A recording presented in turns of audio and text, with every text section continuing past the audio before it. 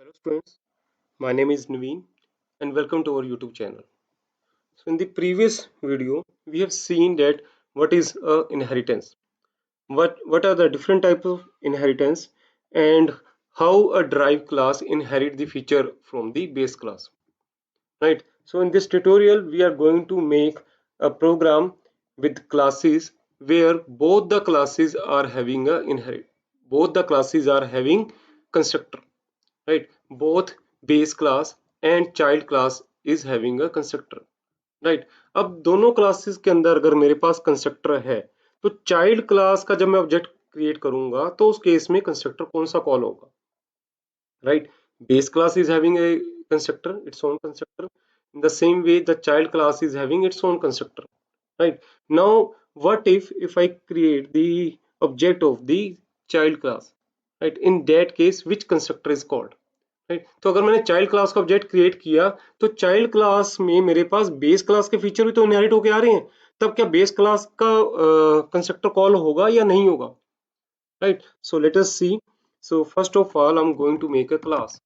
I'm going to make a parent class.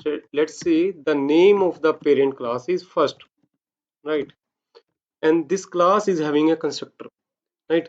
So what is a constructor? If you want to know about a constructor, it is a special member function.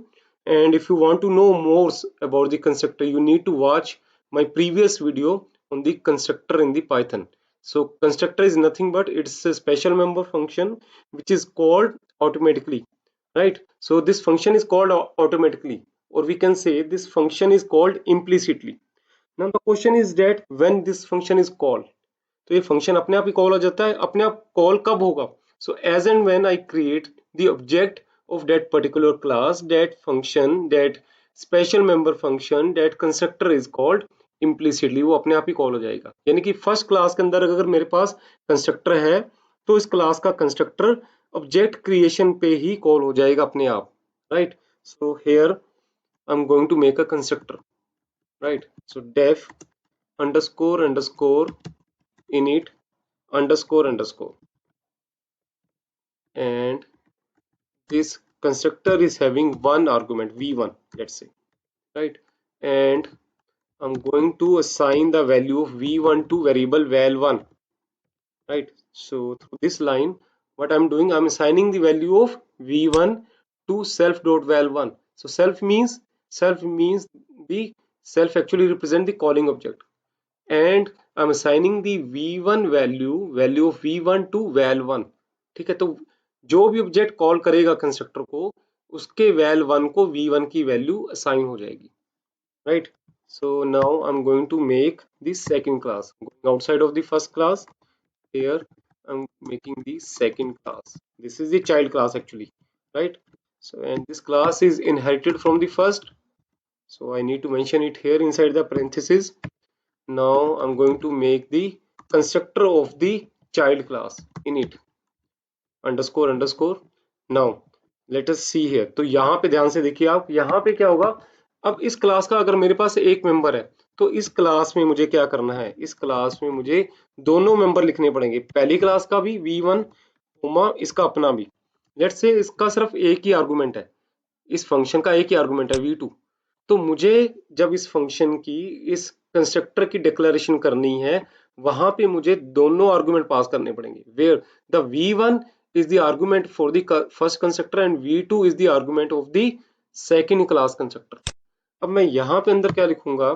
मैं इस constructor के अंदर मैं first class का constructor call कर रहा हूँ, right? तो जब फर्स्ट क्लास का कंस्ट्रक्टर कॉल करना है तो बेस क्लास का कंस्ट्रक्टर कॉल करना है, तो वो कैसे कॉल होगा? आपको कंस्ट्रक्टर के अंदर कंस्ट्रक्टर कैसे कॉल करना है ये हम देखेंगे, राइट?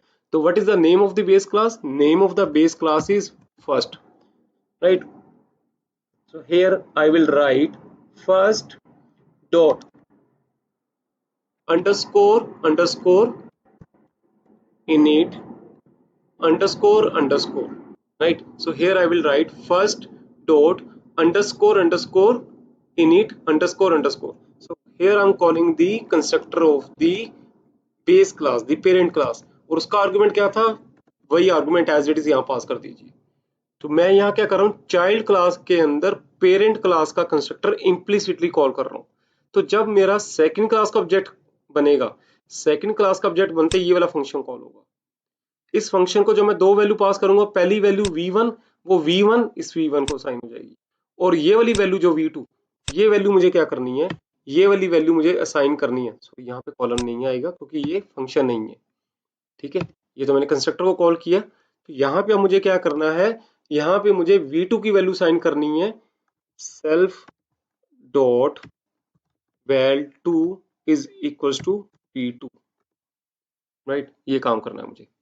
सो अब मैं क्या करता हूँ, इस क्लास के अंदर एक और फंक्शन मैं क्रिएट करता हूँ वैल्यूज को डिस्प्ले करने के लिए। Let's say name of the function is display, right. तो यहाँ पे मैं सेल्फ के साथ इन वैल्यूज को, कॉलिंग ऑब्जेक्ट के साथ वैल्यू को शो करूंगा। तो मैं सिर्फ प्रिंट के साथ एक ही मैसेज दे रहा हूँ, self dot val1 comma self dot val2. So inside this function I'm just printing the value of val1 and val2 respectively, right? तो val1 और val2 की वैल्यू यहाँ पे प्रिंट हो जाएगी। yes, this display function can print the value of val1 and val2 because val2 the member of its own class, इसका अपना local variable है, तो ये कर सकता है। और val1 जो है, val1 इनहेरिट होके आया है फर्स्ट क्लास से, because second class is inherited from the first class. तो जब ये इनहेरिट हुई तो इसके मेंबर भी तो इनहेरिट होके आए, तो मेंबर कौन से थे इसके, val1। और कंस्ट्रक्टर को मुझे एक्सप्लिसिटली कॉल करना पड़ा, कंस्ट्रक्टर को मुझे एक्सप्लिसिटली, यहाँ पे मैंने क्या किया हुआ, मैंने एक्सप्लिसिटली कॉल किया हुआ है सेकेंड क्लास के अंदर फर्स्ट क्लास का कंस्ट्रक्टर, राइट। बाकी मेंबर जो है वो अपने आप ही मेरे यहाँ पे इनहेरिट होके आ जाएंगे, राइट।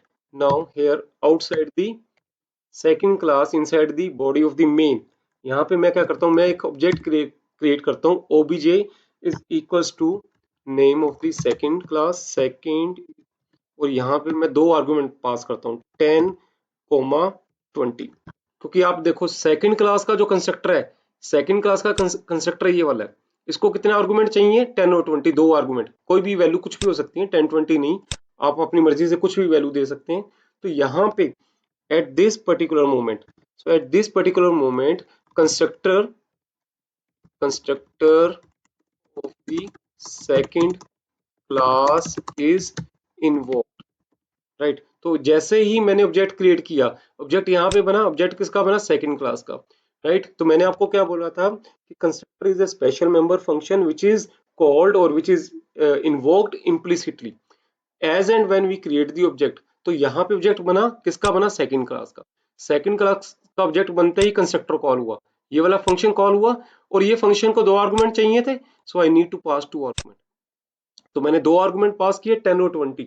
तो 10 किसका है, v1 के लिए, और 20 किसका है, v2 के लिए।